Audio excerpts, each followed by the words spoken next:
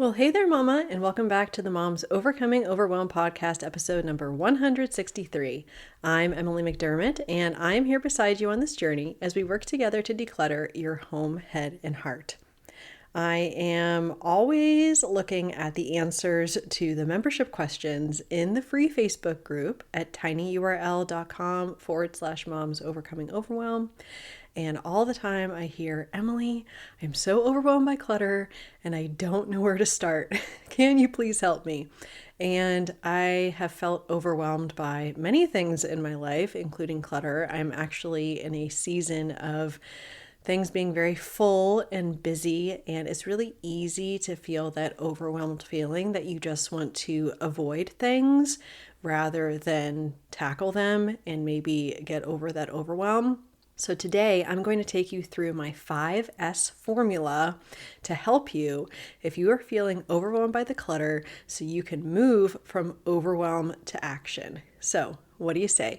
Grab the notebook and pen and let's dive into today's episode.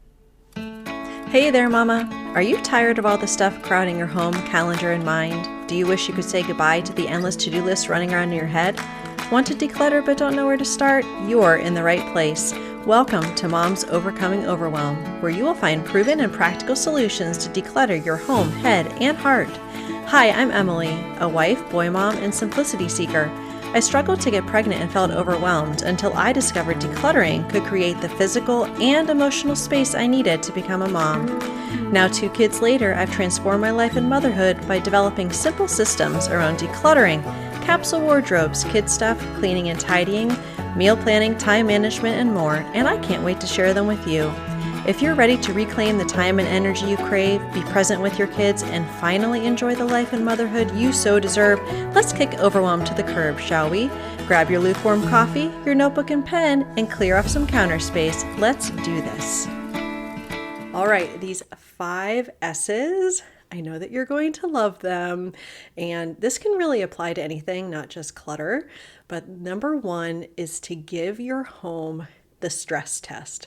And the stress test is to figure out what specific area of your home is stressing you out the most right now. Now, it's very important. We're just going to pick one area.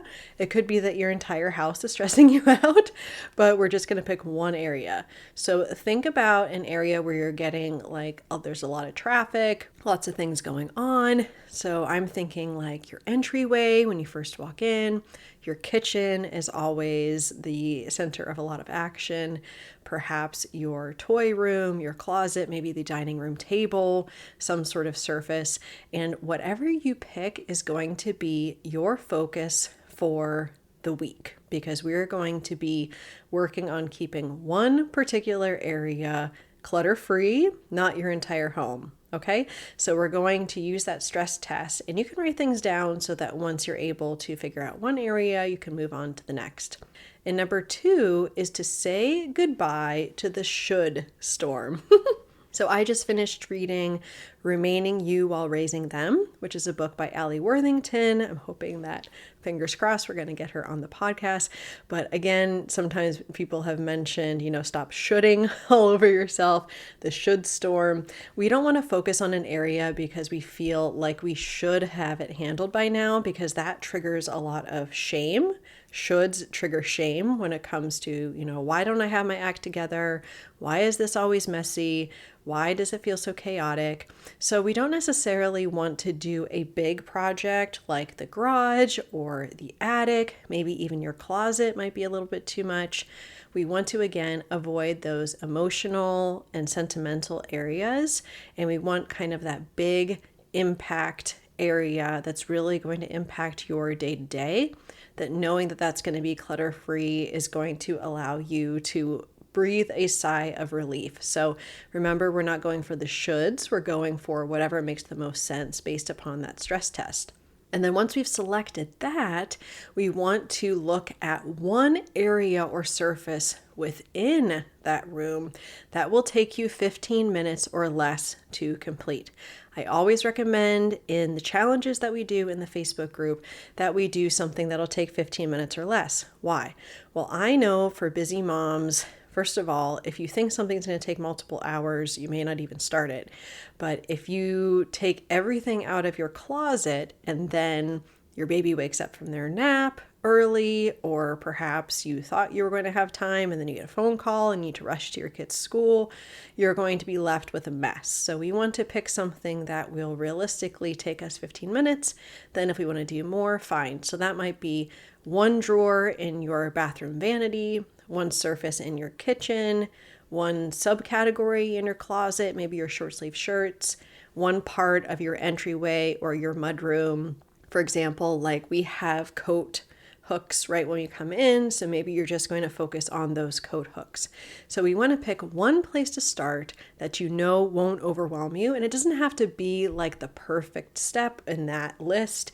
It doesn't have to be the thing that, oh, well, I have to do this first and that next. Just pick whatever you feel would alleviate that overwhelm and stress the most.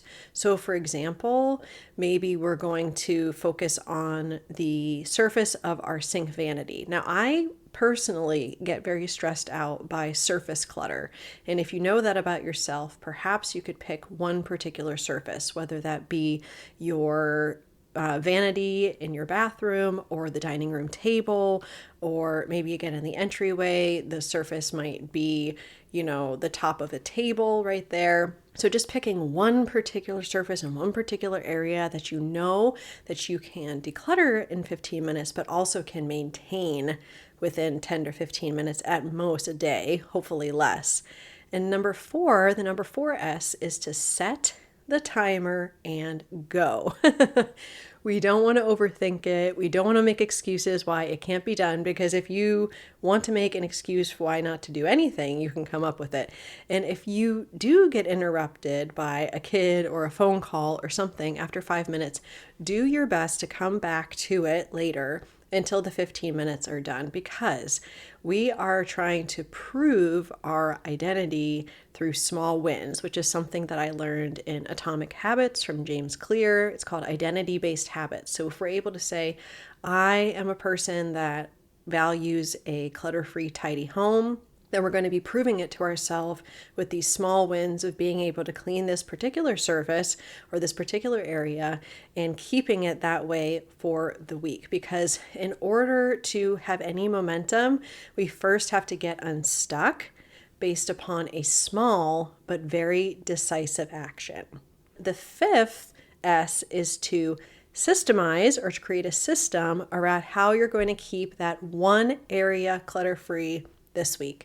So let's go to the dining room table, because that is a big one for me in our home. Like anytime we get Amazon packages, that tends to be where they go.